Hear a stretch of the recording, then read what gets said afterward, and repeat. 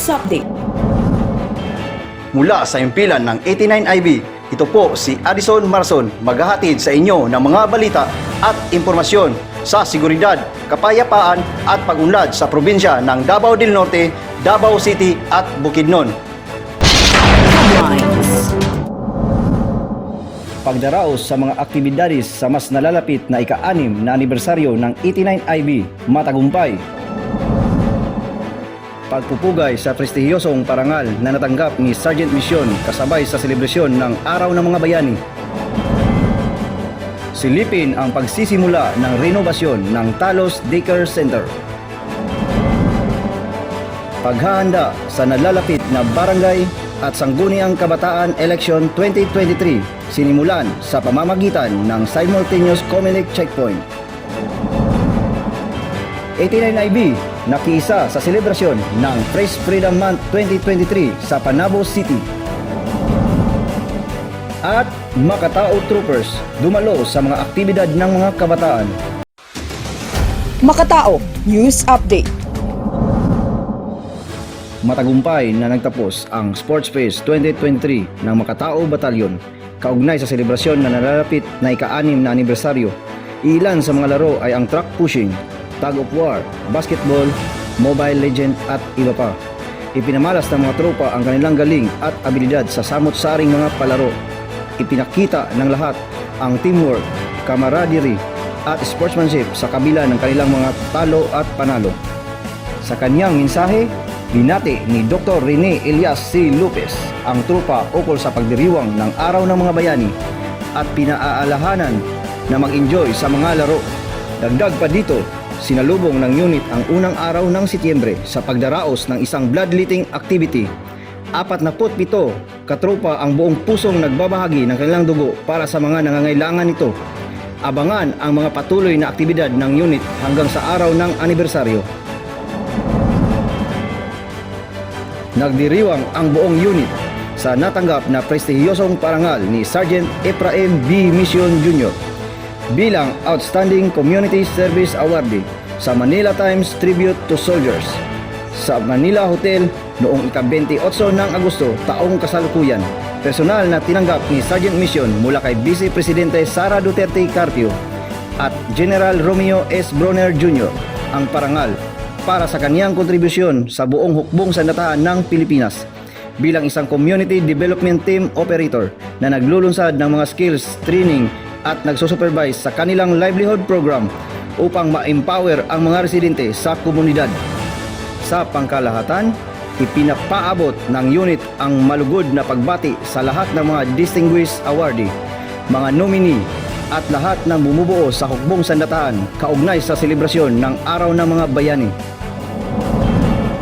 Sa pakikipagtulungan ng 89IB kasama ang 534 Engineering Battalion at mga bahani ay sinimula na ang pagtatayo ng bagong silid-aralan sa Talos Daycare Center sa Sitio Talos, Barangay San Jose, Santo Tomas, Davao del Norte noong ika-27 ng Agosto taong kasalukuyan.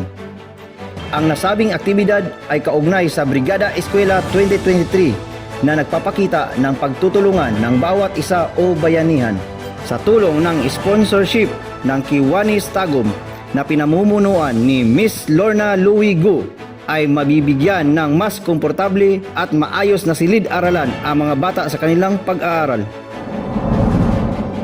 Nakiisa ang 89IB sa simultaneous launching of COMELEC checkpoint sa paghahanda na magiging mapayapa at matagumpay ang barangay at sangguniang kabataan election sa darating na Oktubre 2023.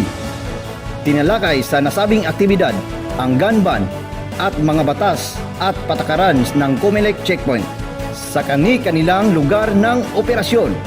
Sabay-sabay na nakilahok ang mga kasundaluhan at mga kapulisan sa pangunguna ng COMELEC Provincial Office sa simultaneous province-wide checkpoint na isinagawa sa Magiting Hall, Davao del Norte Provincial Office, Tagum City. Dagdag pa rito, ang mga kumpanya ng unit ay dumalo sa mga courtesy call ng COMELEC sa munisipalidad ng kanilang nasasakupan. Ang unit ay katuwang ng COMELEC sa pagbabantay sa Halalan 2023 upang masigurado na ito ay magtatapos na mapayapa at matagumpay.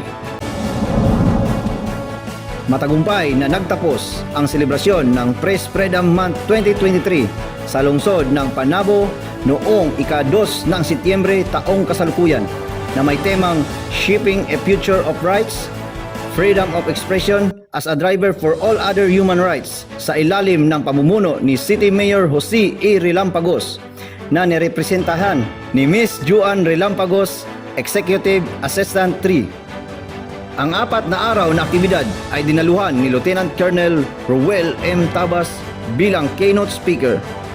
Sa kanyang mensahe ay pinaalahanan niya ang lahat sa paggamit ng ating freedom of expression, kaakibat ang mga responsibilidad na nakaatas dito upang tayo ay mabuhay ng mapayapa, nagkakaunawaan at nagkakaintindihan.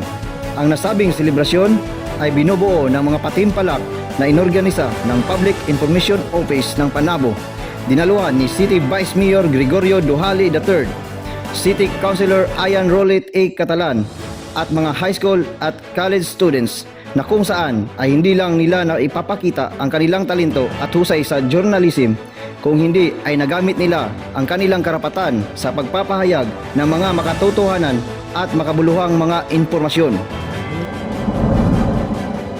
Ang mga tropa ng Alpha Company ng unit ay nakilahok sa Linggo ng Kabataan sa Panabo City noong ika-1 ng Setyembre taong kasalukuyan. Isa sa mga aktibidad ng mga kabataan ay tree growing na may temang Green Skills for Youth Towards a Sustainable World na dinaluhan ng iba't ibang youth organization, BFP, PNP, AFP at Coast Guard ng Panabo. Bukod pa rito, nagdaos rin ng Panabo City Youth Festival kung saan binigyan ng parangal at pasasalamat ang mga kabataan sa kanilang kontribusyon sa lungsod. Kasunod ay ang pagpapakita ng iba't ibang talento. Ang unit ay patuloy na makikipag-ugnayan sa mga kabataan upang magabayan mula sa mapanlinlang na impluwensya ng mga komunistang teroristang grupo. At dyan nagtatapos ang mga balita mula sa nasasakupan ng 89 IB